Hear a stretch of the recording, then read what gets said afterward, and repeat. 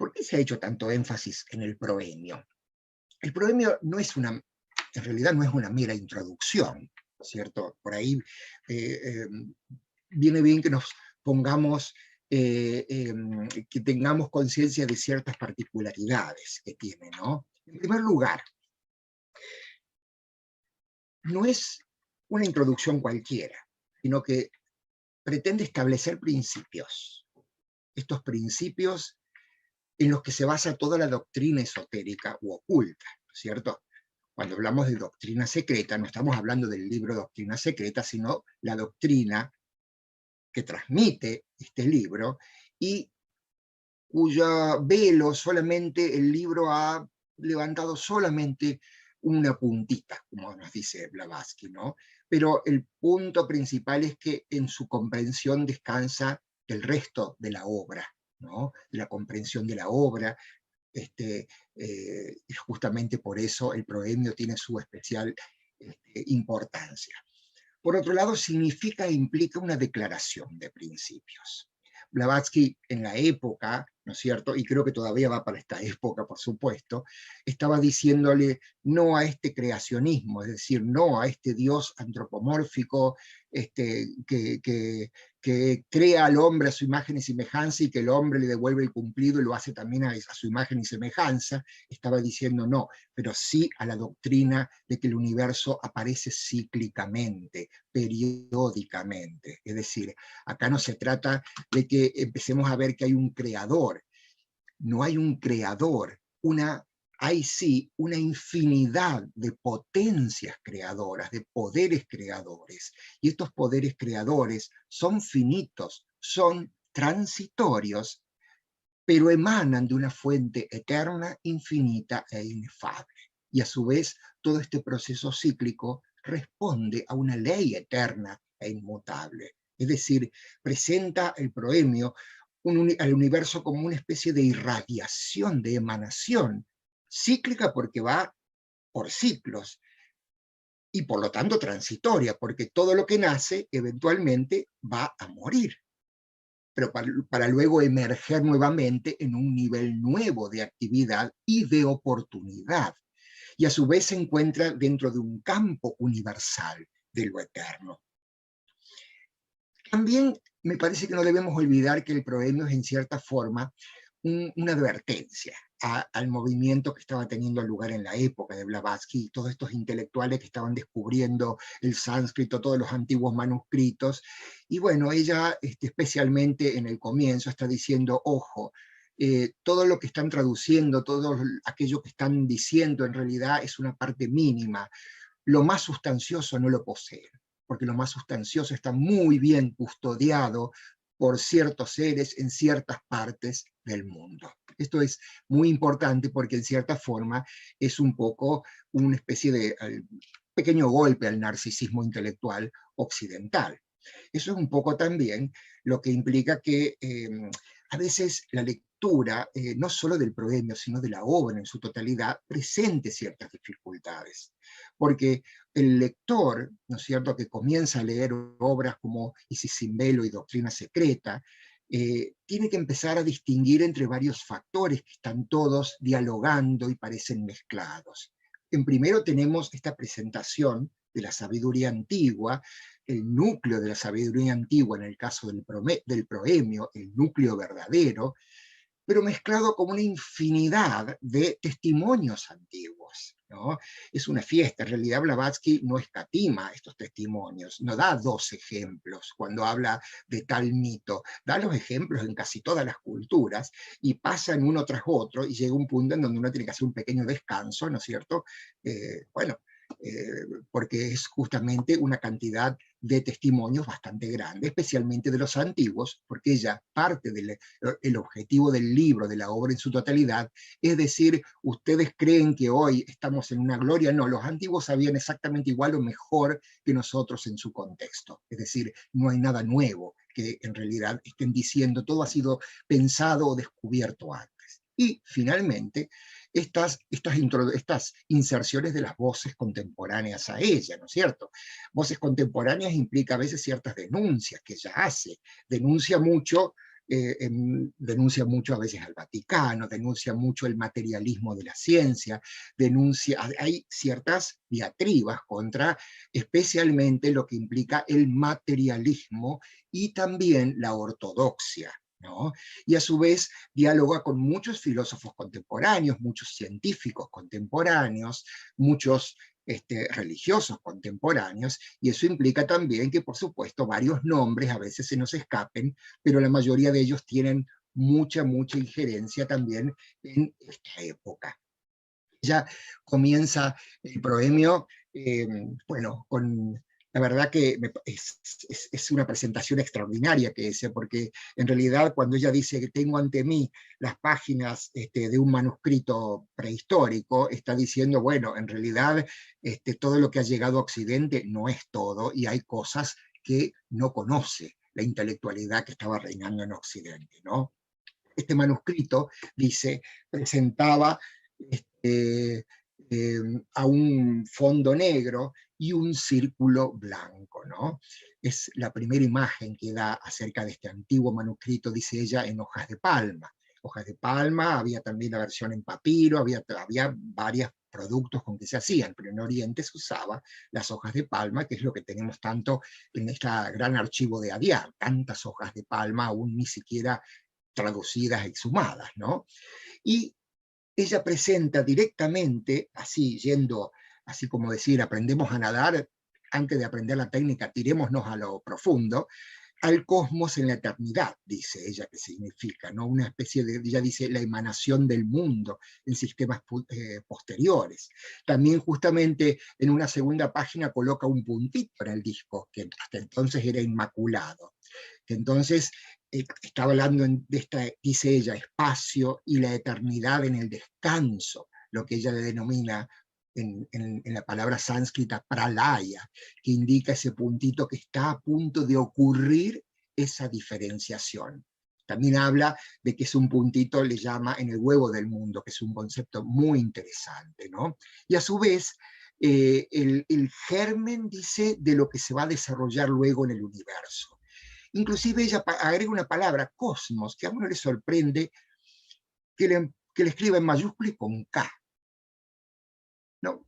A veces uno no se da cuenta, ¿no? Esas cosas con mayúscula y con K, implicando en realidad este cosmos no es el cosmos manifestado, es el númeno del que hablábamos recién, es la idea primordial, primigenia, es el primer impulso en un nivel de abstracción y en un plano que la mente humana apenas puede comprender. Miren todo lo que hay detrás de esa K y esa mayúscula, ¿no? Que a su vez el cosmos, que es infinito por un lado, pero periódico, es decir, está hablando de un germen que es latente por momentos y cuando se manifiesta es activo, periódicamente y por turnos le llama. Y entonces este único círculo que es la divinidad, la unidad divina, de donde todo procede y a donde todo vuelve. Con lo cual nos preguntamos entonces si esa es la unidad divina, entonces, ¿qué es el fondo negro? Y es justamente uno de los puntos fundamentales de la doctrina esotérica, ¿no? Ella dice, lo siempre presente, como abstracción, como manifestación, cuando se manifiesta el cosmos, es transitorio, es finito, ¿no? El cosmos, dice, es el númeno, es aquello que se encuentra detrás del fenómeno, que no tiene que ver con todas las relaciones del mundo fenomenal, dice. Es el cosmos ideal en el sentido platónico, la idea en el logos, ¿no? Miren ustedes cómo en pocos símbolos ella está justamente implicando que hay una doctrina que está oculta en un sistema simbólico universal, que es justamente de lo que habla en este primer capítulo de la segunda parte, ¿no? Este lenguaje del misterio universal, este sistema de símbolos que está en el idioma, en la lengua, en la Biblia, en los símbolos, y que ha permanecido intacto a través de todas las edades, ¿no? Ella, por supuesto, presenta, como ya bien sabemos, estas tres grandes proposiciones fundamentales, ¿no? Es como que en su comienzo nos da tres fórmulas o proposiciones. Y La primera, ¿no es cierto?, está un poco parafraseada, sintetizada, habla de este principio omnipresente, eterno, inefable, que significa que no puede ser pensado, descrito, ilimitado, inmutable, y básicamente no especulemos sobre ello porque no es posible, ¿no? Y sin embargo parece que, bueno, parece que toda la obra descansa en estos presupuestos fundamentales, ¿no? Y no es extraño que la primera de ellas necesariamente postule un principio eterno e inefable, ya que aquello que da origen y nacimiento a todo no puede ser mortal o perecedero, necesita ser justamente eterno, independiente de toda manifestación concebible. Y es interesante que, así como los primeros padres de la Iglesia citaban a Aristóteles diciendo esto, después al final la teología terminó siendo la teología de un Dios que crea algo de la nada, ¿no? Especialmente la que devino como teología cristiana. La mente humana tiene mucha dificultad en imaginar semejante principio, por eso decimos que es inefable. Y yo creo que quizás esa sea la garantía de la veracidad, el hecho de que las mentes limitadas justamente no lo podamos comprender en su totalidad, pero a su vez que reconozcamos que es necesario, que es una necesidad filosófica, ¿no? Que es mucho más aceptable que un Dios que crea el mundo de la nada. En realidad, cuando pensamos en lo absoluto, la idea de absolutidad, la mente se silencia. La mente no tiene mucho que decir, ¿no? Y justamente cuando vamos a estas páginas de estos anales prehistóricos, la absolutidad no es nada más que ese fondo negro, justamente, ¿no? Del que estábamos hablando recién. Ese fondo negro que en realidad parece oscuridad, dice Blavatsky, porque no podemos entender que es luz infinita, que es todo se encuentra todo contenido dentro de sí y toda especulación va a disminuir justamente su cualidad. Y por eso ella comienza a hablar de aquello, que es una palabra muy saludable para referirnos a ese principio tan infinito. Aquello, porque esto sería el universo manifestado, esto. De ahí hay mantras, en sánscrito con ambos, ¿no? Tattvamasi, tú eres aquello. A su vez, Soham, yo soy eso, es decir, el Ishvara, el que se manifiesta. Es decir, tat, aquello, ese pronombre demostrativo que en realidad no está dando, imagínense qué diferencia decir Dios, que le estamos dando toda una entidad, ¿no? Lo absoluto le llama Blavatsky. Y eso porque estaba justamente dialogando con mentes de la época, ¿no?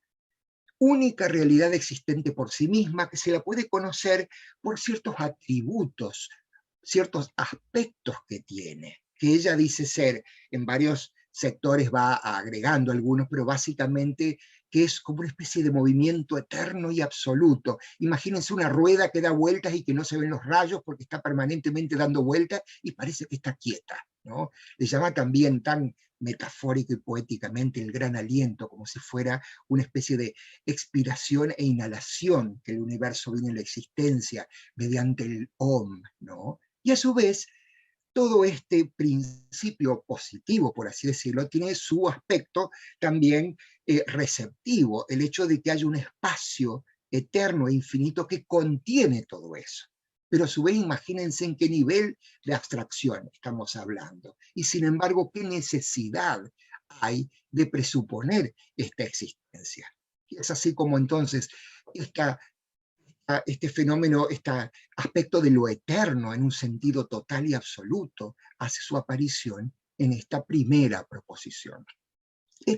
Esta palabra absoluto que tanto utilizamos en realidad no es de Blavatsky. En realidad el término fue introducido por un filósofo que ella estaba citando, ¿no? Hegel. Él habló de lo absoluto. Él dijo que era la suma de todo ser, actual y potencial. Estaba justamente el guiño del ojo, es a estos filósofos, otros como Fichte, Schelling, que ella permanentemente cita, y inclusive en el Proemia, también trataron de ese principio, por supuesto, cada uno lo veía desde diferentes ángulos. Es lo que se denominó esta corriente llamada idealista. El idealismo ¿sí? El hecho de que, por eso la palabra númenor, ¿no? Que significa lo que se piensa, el idealismo absoluto, es una especie de corriente filosófica en el que la mente, la naturaleza, y el sujeto y el objeto son como superados, no existe sujeto y objeto.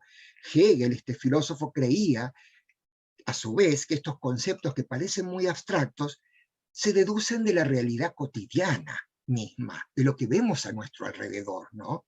Imaginen y compárenlo con lo que llamamos el existencialismo, que es al revés, que sugiere que toda la existencia precede a la esencia y que en realidad justamente plantea como punto de partida la experiencia en el fenómeno, en el mundo de la forma, como la creadora, la productora de la esencia. Es como decir que al fin y al cabo nosotros con el lenguaje creamos el pensamiento, lo cual esta doctrina que sostenía, por ejemplo, Pascal, Kierkegaard, que eran desde el punto de vista cristiano, y otros como Nietzsche, Heidegger y Sartre, es justamente invertir todo el proceso que hace el ocultismo, ¿no? Pero justamente ahí tenemos estos diálogos con estos filósofos y grandes pensadores de la época.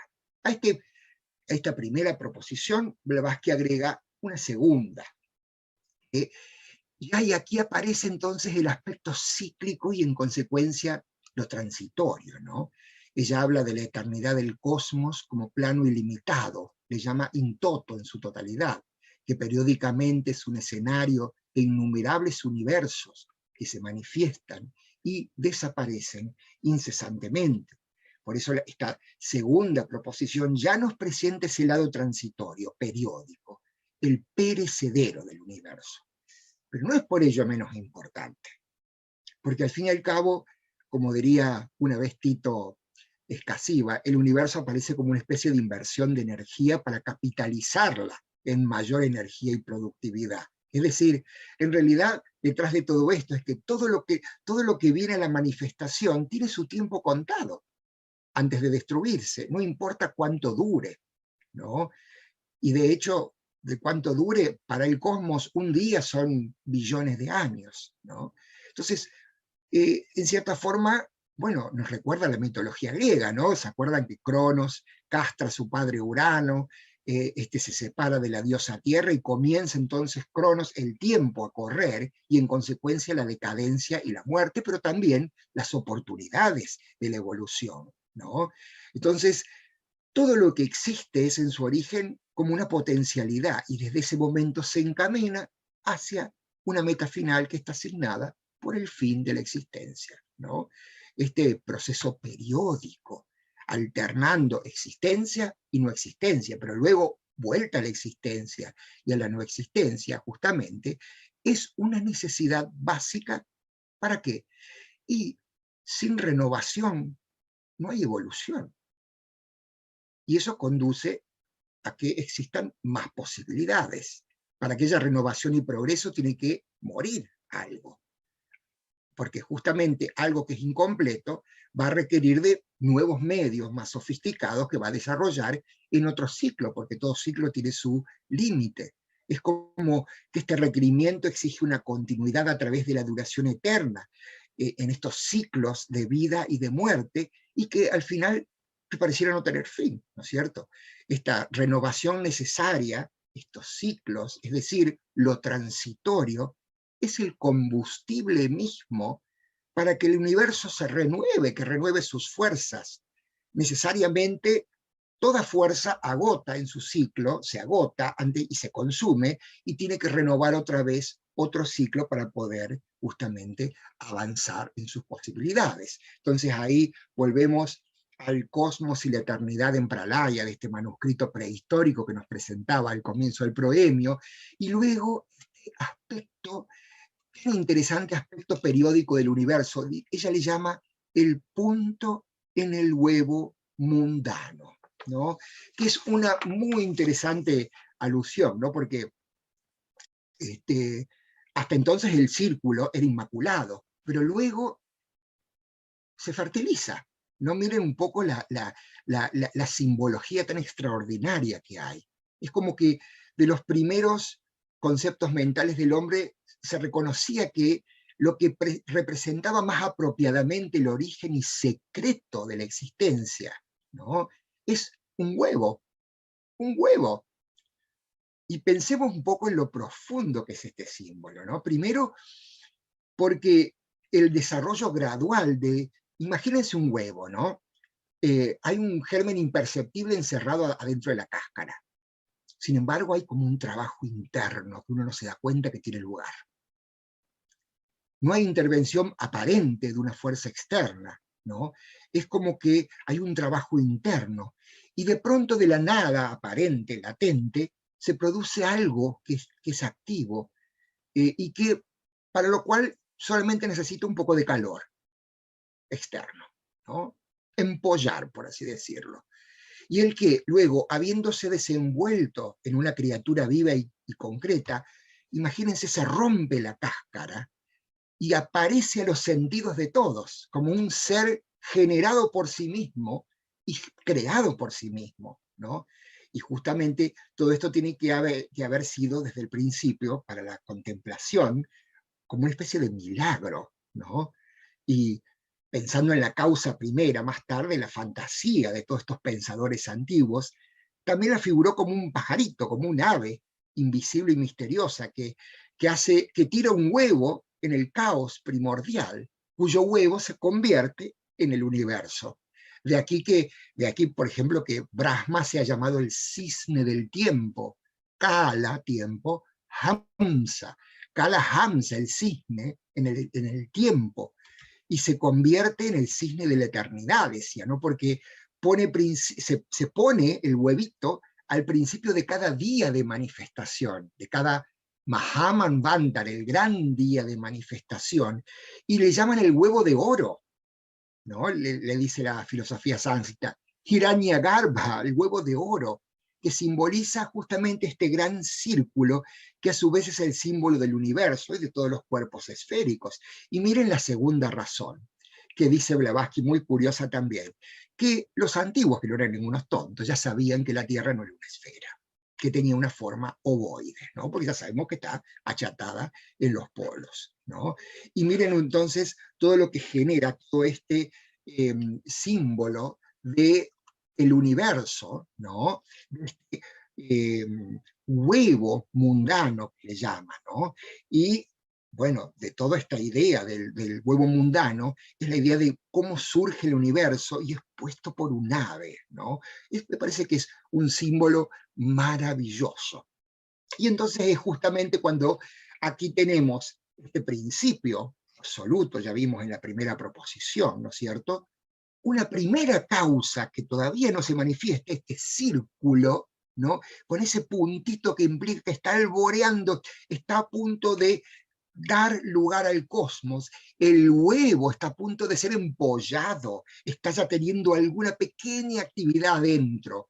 Luego aparecen estos dos aspectos, ¿no? El aspecto de la conciencia del movimiento universal, llamado espíritu por algunos, y el aspecto material, ya en un nivel que ni nos imaginamos, para luego venir ya llamada Mahat, Anima Mundi, Alaya, el alma del mundo, la mente universal, que también le llama este tercer logos, ¿no? Es como que ya se presenta y está clara en la mente del logos esta escala musical que tiene 7 notas.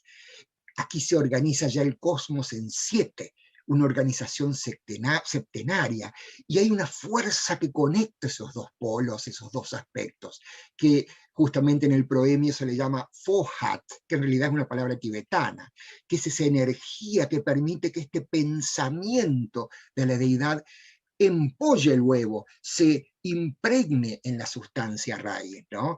Miren ustedes qué imágenes tan extraordinarias, ¿no? Y, bueno, las otras conclusiones es que justamente no requiere demasiada observación reconocer, como hicieron todos los antiguos filósofos, y estas son las otras implicaciones, que toda la naturaleza consiste en ciclos, ¿sí? Todo deviene, todo se somete al cambio, sin importar la duración, 80 años, 100, un siglo, 1 millón de años, todo tiene su tiempo contado, ¿no? Al Algunos ven a la muerte como un cese, pero otras consideran como parte de una infinita serie de ciclos que eventualmente nos llevará justamente a la expresión más pura y más perfecta de nuestra humanidad, inclusive a niveles superiores, ¿cierto? La galaxia también vive su propio samsara, tiene sus nacimientos y muertes, sus días de actividad y sus días de reposo. Es decir, todo es cíclico en realidad. Y es muy interesante notar que esta doctrina de lo transitorio de los ciclos es fundamental en la filosofía esotérica. La acción repetitiva, rítmica, es fundamental en la naturaleza, porque todo ser existe a causa de una pulsación rítmica. Nosotros mismos somos cíclicos en nuestra vida. La ley de periodicidad o de constante renovación se basa justamente en este principio de que por cada ciclo de actividad hay un periodo de reposo, seguido de otro de actividad, y así sucesivamente. Así como nosotros tenemos la actividad durante el día, nos acostamos a la noche, y en cierta forma es una pequeña muerte en donde psíquicamente analizamos y volvemos nuevamente a otro día nuevamente, ¿no? Y aquí es justamente cuando repasamos esta segunda proposición que habla de la eternidad del universo in toto, dice, como plano sin límites. In toto significa en su totalidad, que claramente hace referencia al espacio como el todo ilimitado, sin fronteras, ya que ese espacio es un campo, escenario de innumerables universos que se manifiestan y desaparecen incesantemente, llamados tan poéticamente estrellas que se manifiestan y chispas de la eternidad, ¿no? Es decir, aquí en su totalidad, como totalidad, in toto, también justamente puede significar algo más que la renovación de todo lo que hay en el universo dentro de un ciclo particular de la existencia, porque en cierta forma podemos entender esta continuidad circular del universo dentro de todos esos ciclos pasados y los futuros que van a ser, que siempre es el mismo universo, sin principio ni fin, en sus manifestaciones periódicas, ¿sí? En todos sus contenidos internos, que están latentes. Entonces, por más que lo veamos como transitorio, como una vida y como la muerte, cada emanación es una nueva presentación de los resultados finales de un anterior universo, que después de haber sido absorbido en esa subjetividad y de posteriores emanaciones de esta raíz tan desconocida, ¿no? Es decir, todo parece indicar que es imposible conocer un comienzo en este ir y venir, manifestarse y recluirse, ¿no? Es decir, como que todo pueda llegar a tener un fin predecible por momentos. Es en esta segunda proposición que justamente se establecen los parámetros de periodicidad, de recurrencia en el cosmos, presentado, no olvidemos nunca, como un gran ser viviente y consciente, en el cual todas sus partes están relacionadas. Cuando decimos todas sus partes están relacionadas, sí, estamos hablando de la fraternidad universal, porque la fraternidad universal no es quererse unos a otros en el mundo humano, ya que somos tan antropocéntricos y nos creemos el centro del universo. Es una ley que abarca todos los reinos de la naturaleza, ¿no? Entonces, este periodo, este aspecto de constante renovación, presenta un periodo de actividad que se le llama Manvantara, literalmente el límite del Manu, ¿no? Este ser divino. A cargo de cada periodo hay seres divinos que están a cargo de organizar cada periodo. El día de Brahma, el Manvantara, está muy poéticamente, pero muy realmente representado como la exhalación del gran aliento, que justamente indica el periodo activo de manifestación. Pero toda actividad necesita un descanso, un periodo de descanso llamado pralaya, que significa literalmente disolución, que es visto como, imagínense la imagen de una deidad que inspira el universo, que produce todo el retraimiento, y ahí la noche de descanso, el periodo que llamamos subjetivo, ¿no? Y con estas afirmaciones tan extraordinarias, ¿no? De que la aparición y desaparición del universo se describen como la expiración y la inspiración del gran aliento que es eterno y que siendo movimiento es uno de los tres aspectos de lo absoluto, siendo los otros dos el espacio abstracto y la duración. Y cuando se expele, es llamado el soplo divino, se le considera como la respiración de la existencia única. Y de igual modo, cuando es absorbido, es inspirado, el universo vuelve al seno de esta gran madre que entonces duerme envuelta en sus siempre invisibles vestiduras, como nos dicen estas primeras estrofas del Xiang. Y por supuesto esta gran madre es el espacio, esta entidad tan importante en el conocimiento esotérico, este principio absoluto que postula esta proposición. O sea que en realidad estamos hablando de un universo, ¿no? Es una de las afirmaciones más extraordinarias, ¿no? De la doctrina secreta, ya que enseña el desenvolvimiento progresivo de todas las cosas. Átomos y mundos, el hombre ahí en el medio, por supuesto, ¿no? Y este maravilloso desenvolvimiento, dice, no tiene principio ni fin concebibles.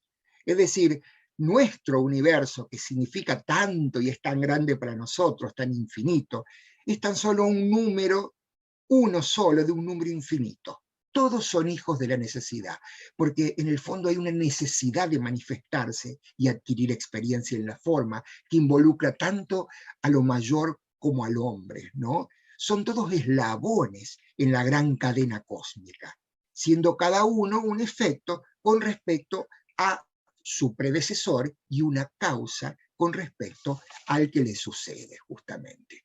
Y, por supuesto, aquí tenemos nuestra famosa cadena de mundos, que es, miren lo simple, parece tan abstracto, pero en el fondo es tan simple, ¿no? Es decir, la doctrina secreta presenta a veces como algo complicado, parece una cadena de mundos, una serie, que en el fondo cada uno es un efecto o resultante del mundo previo y a su vez una causa para su sucesor, tanto se trate de un periodo completo, de un globo, de lo que sea. Y de la misma manera, en el hombre también ocurre lo mismo, porque hay una serie de apariciones sobre la Tierra y cada vida va a ser como una especie de causa para la existencia que seguirá. El hombre es un cosmos, ¿no es cierto? Entonces, así un poco debemos considerar este fondo simple de la cosmología que nos da la doctrina secreta. A muchos parece complicada, pero hay una simpleza maravillosa por detrás. Es decir, un ciclo de inmersión en la materia sigue otro de espiritualización, una especie de retorno a la casa del Padre, un retorno a la casa, ¿no? Miren entonces lo que agrega a raíz de esto la tercera proposición, la identidad de todas las chispas, almas que brotan de esa fuente primordial. Todas esas deben también peregrinar cíclicamente de acuerdo a una ley que ordene y equilibra permanentemente las fuerzas en este universo, no permitiendo ni que haya una escasez, ni que se desborde, que haya una exageración. Esta ley del equilibrio universal que se encuentra por detrás, ¿no es cierto? También es importante que, bueno, y cada ciclo es el movimiento de la vida, del latir del corazón de un ser cósmico.